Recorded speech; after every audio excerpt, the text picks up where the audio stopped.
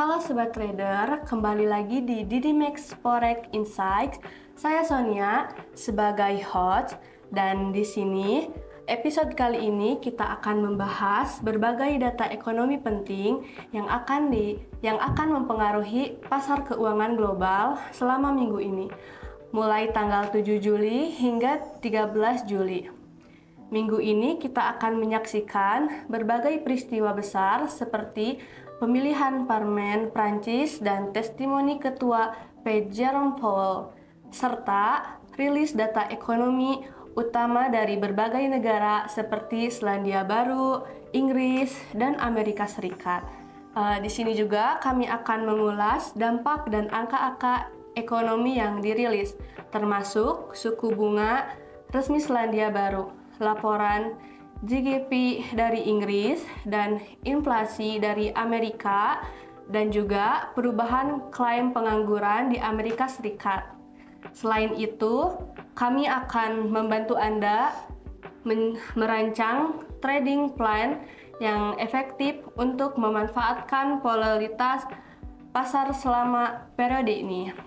Nah, kali ini kami juga dengan senang hati menyambut Miss Mary Putri, seorang trader dan analis pasar yang sudah berpengalaman.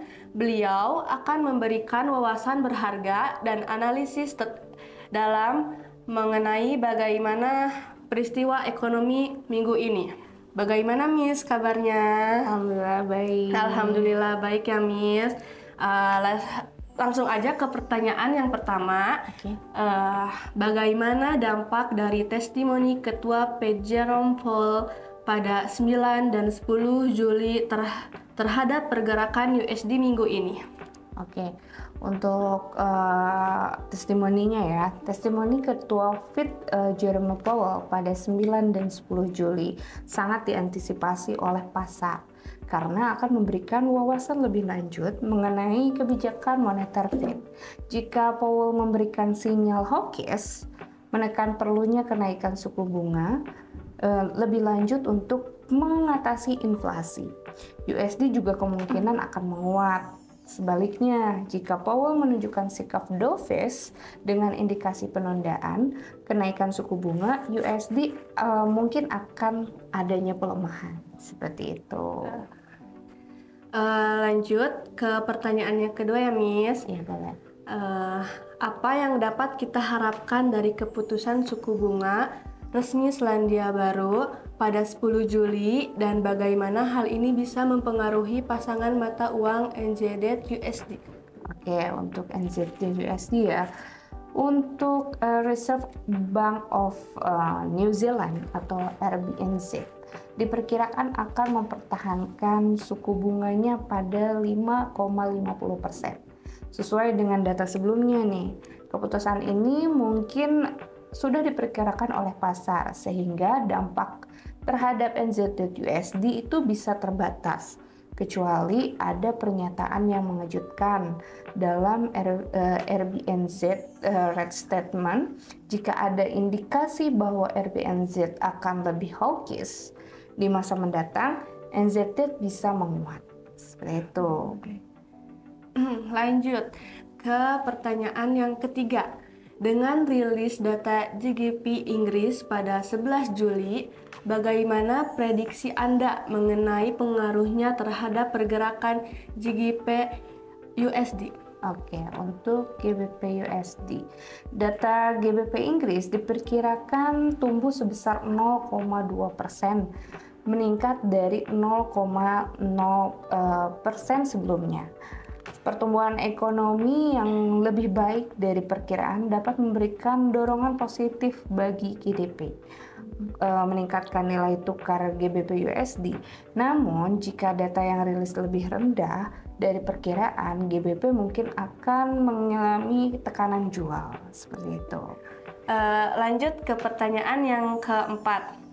Data inflasi Amerika Serikat termasuk Core CPI dan CPI akan dirilis pada 11 Juli.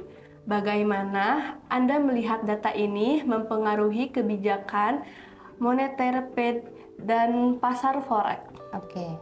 Untuk data core CPI ya, diperkirakan akan naik 0,2% month to month-nya, sama dengan bulan sebelumnya. Dan CPI keseluruhan diperkirakan meningkat 0,1% month to month-nya. Inflasi yang stabil akan menurun itu bisa mengurangi tekanan bagi Fed untuk menaikkan suku bunga yang lebih lanjut yang dapat melemahkan USD. Nah, sebaliknya, jika inflasi tinggi dari perkiraan, ini dapat memperkuat USD karena ekspektasi kenaikan suku bunga akan lebih agresif dari Fed. Seperti itu. Lanjut ke pertanyaan yang kelima. Ya. Klaim pengangguran di Amerika Serikat akan dirilis pada 11 Juli. Seberapa signifikan data ini dalam konteks keseluruhan ekonomi A saat ini? Oke, untuk yang pengangguran Asia. Klaim pengangguran itu diperkirakan mencapai hingga 236K, sedikit menurun dari 238K sebelumnya gitu. Data ini penting karena menunjukkan kondisi pasar tenaga kerja Amerika Serikat. Klaim pengangguran yang lebih rendah dan perkiraan itu dapat mengindikasi pasar tenaga kerja yang kuat, mendukung USD. Sebaliknya, klaim yang lebih tinggi dapat menunjukkan pelemahan yang dapat melemahkan USD. Seperti itu. Lanjut ke pertanyaan yang ke-6.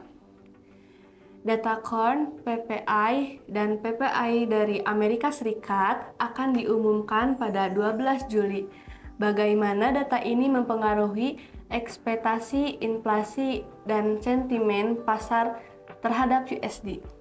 Oke, untuk data core PPI ya. Core PPI itu diperkirakan naik 0,1% month to month, sama dengan bulan sebelumnya. Dan PPI keseluruhan juga itu diperkirakan naik 0,1% month to month. Dari naik minus 0,2% sebelumnya, kenaikan dalam harga produsen juga dapat mengindikasi tekanan inflasi yang lebih tinggi yang dapat memperkuat ekspektasi kenaikan suku bunga dan mendukung USD.